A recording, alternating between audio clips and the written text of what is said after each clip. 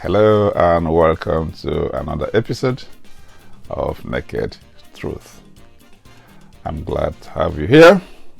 I thank all our subscribers for supporting what we do. In the last episode, we spoke about El, the god of Canaan, and we saw that he was the original god adopted by the Jewish people in the Bible. Today, we are continuing our discussion of the theme, the many gods of the Bible. Today's God will be Yahweh, or the one called in the Christian world Jehovah. The title of today's video is Yahweh, the tribal warlord. Yahweh, the tribal warlord. So, who or what is Yahweh? Now, the name Yahweh, or if you like, the combination of consonants YHWH, because in Jewish lettering there is no vowels. So, it appears about over 6,800 times in the Bible, more than any other name of a god. So it is the major reference to God in the Bible. However, if you're a Christian or if you're reading a Christian Bible, you wouldn't actually see that name Yahweh mentioned anywhere. You probably see, in some cases, like Jehovah Witnesses Bible, you may see Jehovah. But in other cases, you will see the Lord in capital letters. The Lord, which has been used to replace the name Yahweh. So where you see the Lord in capitals in the Christian Bible is actually a reference to Yahweh. However, the name Jehovah is a corruption of the name Yahweh. Actually, it's not actually a real name of anybody or anything. We saw the last video that El was originally the god of creation in Genesis, and was the god worshipped by Abraham, Isaac, and Jacob, the patriarchs of Israel. But there has always been a conflation in the use of names of El and Yahweh, because eventually Jehovah or Yahweh began to replace Elohim in biblical accounts and writings as the name of God, or as the name of the major deity. So originally the Jews followed Elohim, just like other people in the ancient Near East, or what we call Middle East of today. Like I said in the last video, please go back to watch it if you haven't done so, in the link after this one. So that El was a god of Canaan, yeah, the god of Middle East. So eventually, however, the Jews began to worship more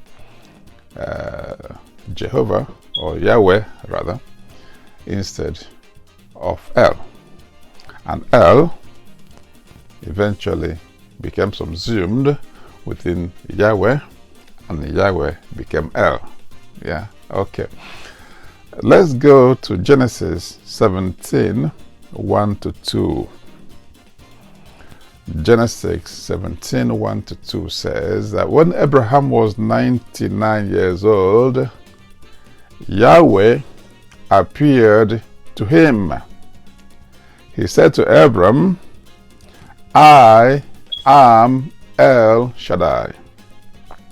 Live in my presence with integrity.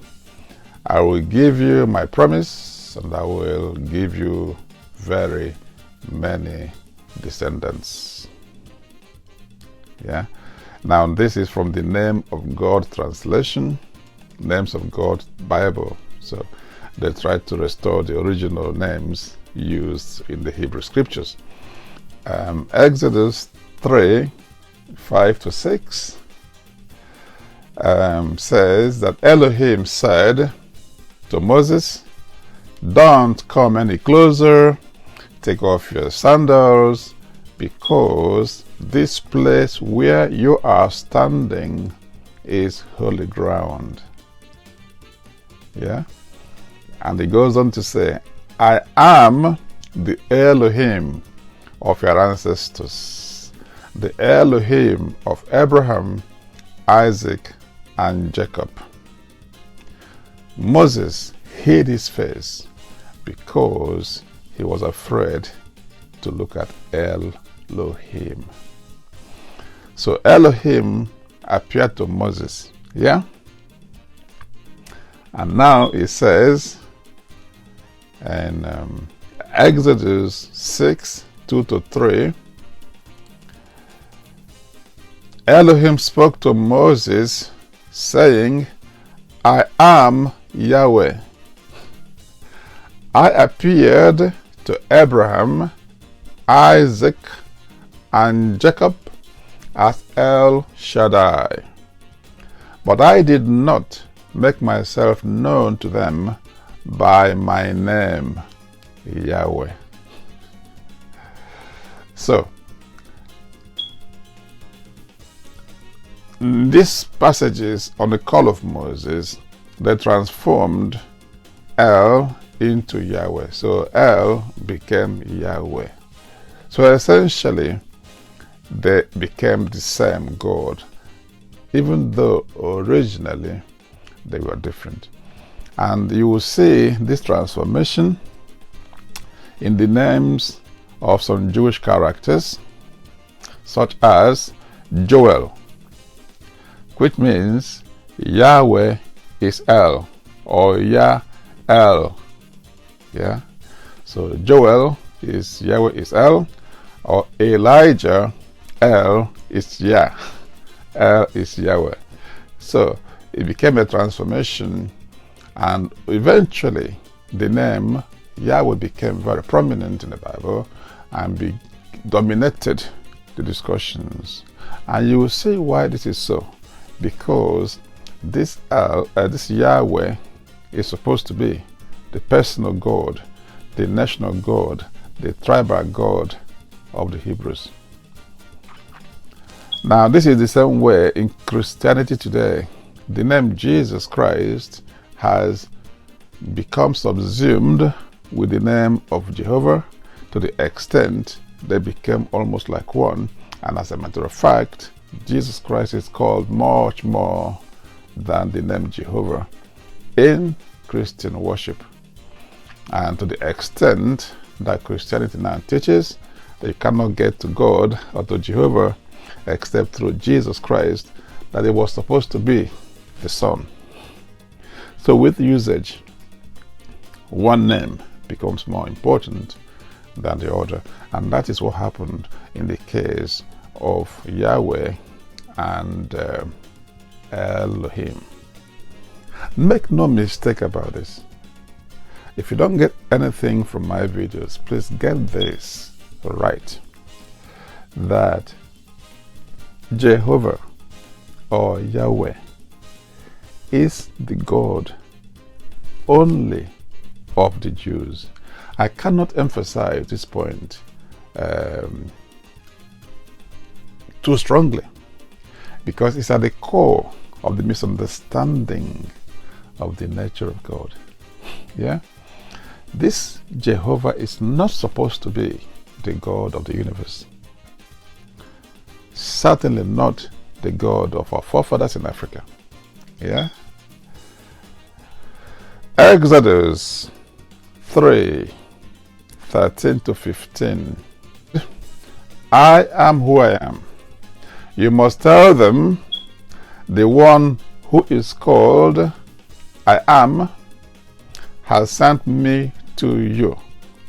Tell the Israelites that I, Yahweh, the God of their ancestors, the God of Abraham, Isaac, and Jacob, have sent you to them. This is my name forever. This is what all future generations are to call me. Please mark the words. Very important. The God of their ancestors.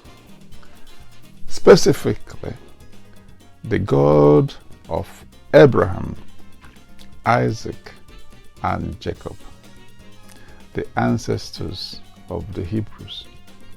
He didn't say, go and tell them, the God of the universe, the maker of heaven and earth, the God of Africa, of America, of Asia, of this and this and these places. No, he said no. Specifically, the God of your own ancestors. And this is me forever. I'm not going to change. Tomorrow become the God of the world. No, no, no. I'm the God only of your ancestors. This is very clear. Exodus 20. The same God, Yahweh, was speaking to Moses. I am Yahweh your God, who brought you out of the land of Egypt, out of the house of slavery. Therefore, you shall have no other gods except me. He was telling the Israelites, I am your personal God. I am your national God. I am your tribal God. That is why I went to that strange land of Egypt and brought you out of there. So that you have to come here and worship only me. Do not ever worship the gods of other lands. And this is why exactly the Yahweh made covenants with Abraham, gave the law of the Jews to Moses, appointed prophets for the Jewish people. Did you see any prophet from Africa in the Bible? Or any prophet from America? Or any prophet from Europe? Other places? Nope. The prophets were only Jewish people. The Jews understand this, and this is why they do not go about with their Torah or their Hebrew scriptures converting people to Judaism. They don't do that because they know that this is their personal God. Now, to drive home the point, to nail it down, now the Bible makes it clear that Jehovah is a God of war. Yeah, in numerous places in the Bible, he was described as the Lord of hosts, which is the Lord of armies, God of armies, who was prepared to destroy other nations and other peoples and to fight the gods of other nations and peoples.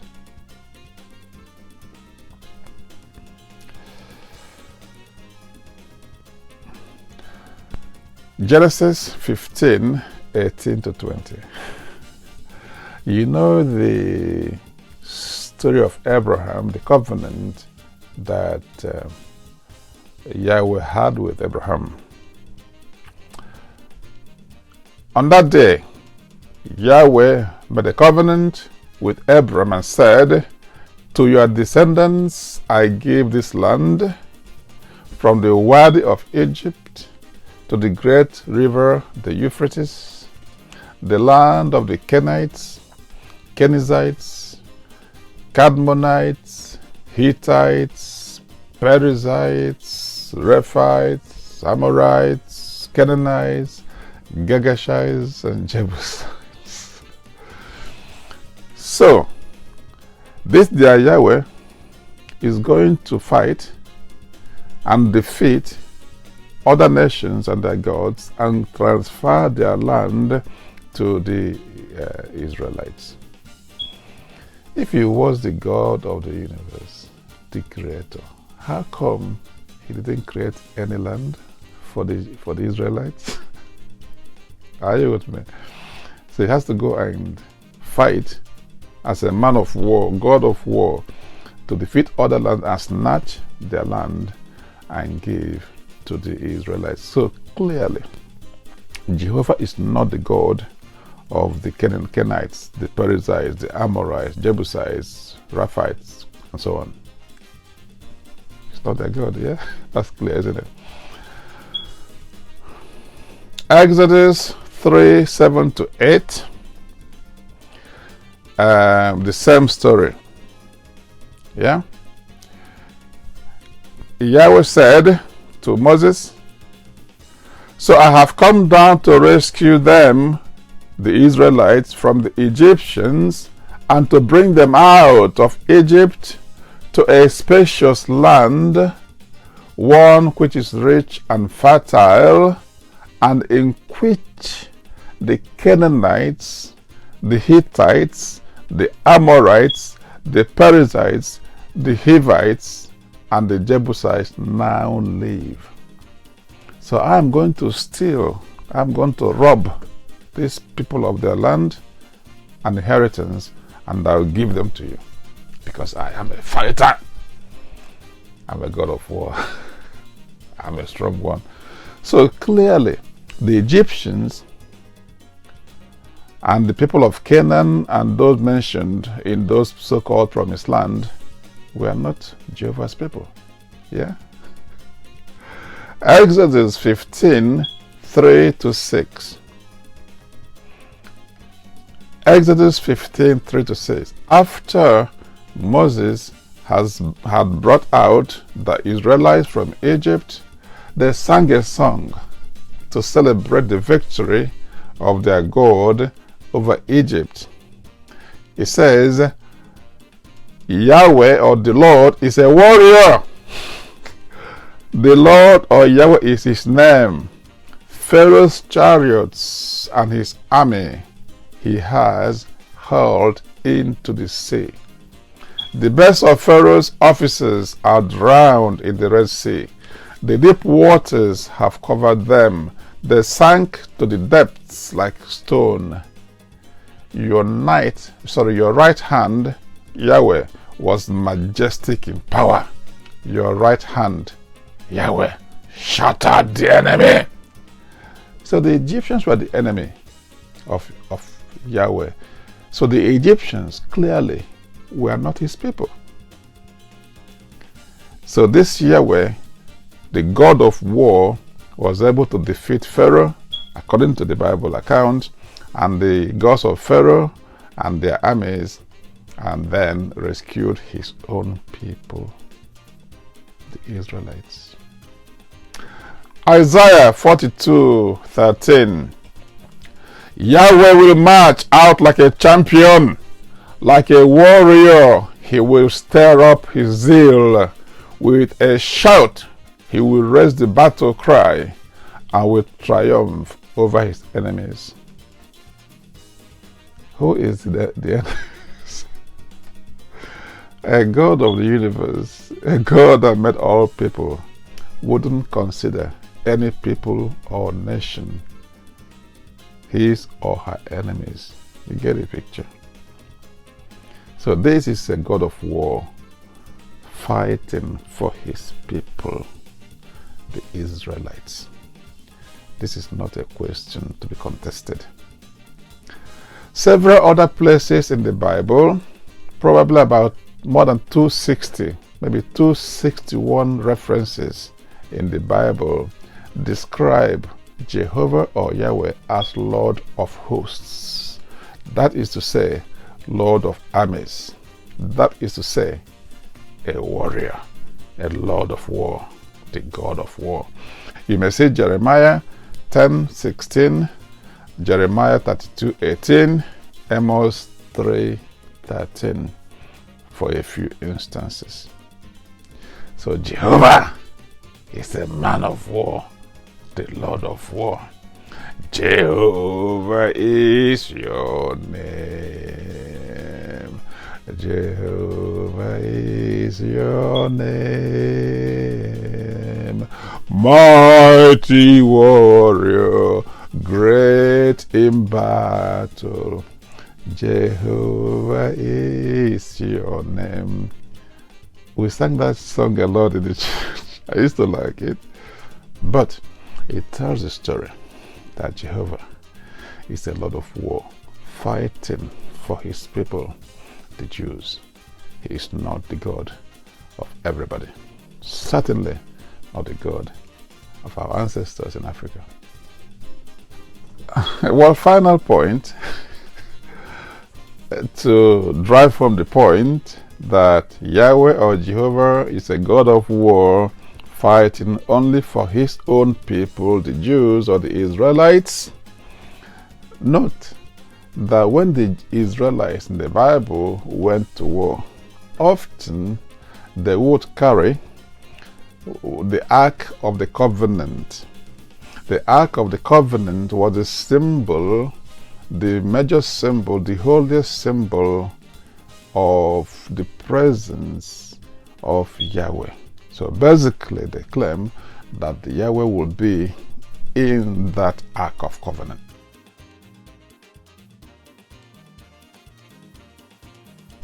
And they will take this Ark of Covenant to the war front to support the war effort against other nations. 1 Samuel 4, I will look at verse 4 only, but if you go through the rest of the story, you will see more about the narrative.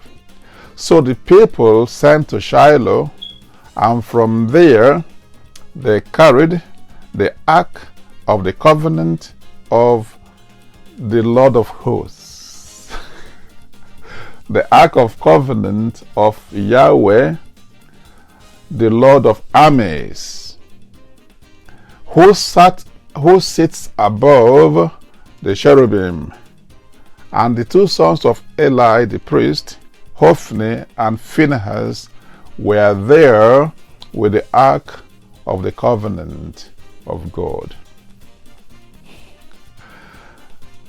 They were going to fight the Philistines in war, and they carried this presence and manifestation of their God to go and meet the Philistines. So clearly, the Philistines do not belong to Yahweh. Yeah, that's clear.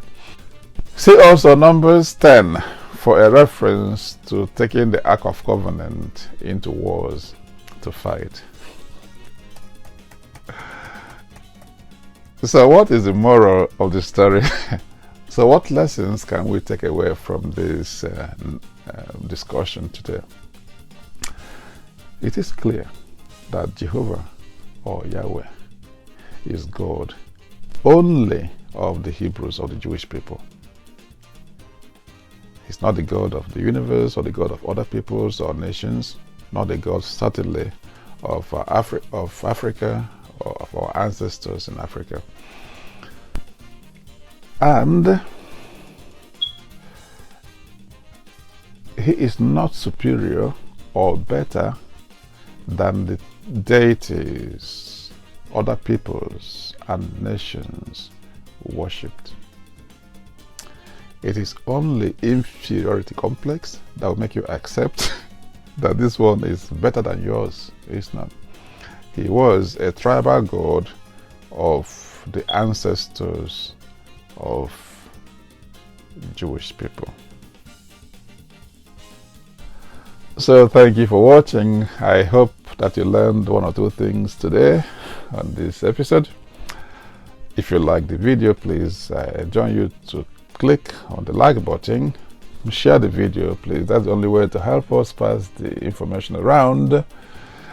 If you haven't subscribed, please try and do so if you want to support what we do. And if you're a subscriber, please hit the notification bell so that you don't miss out our subsequent videos.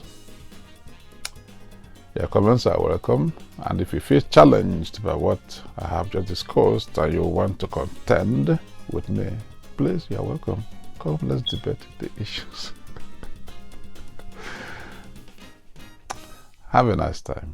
Until I see you again, stay blessed.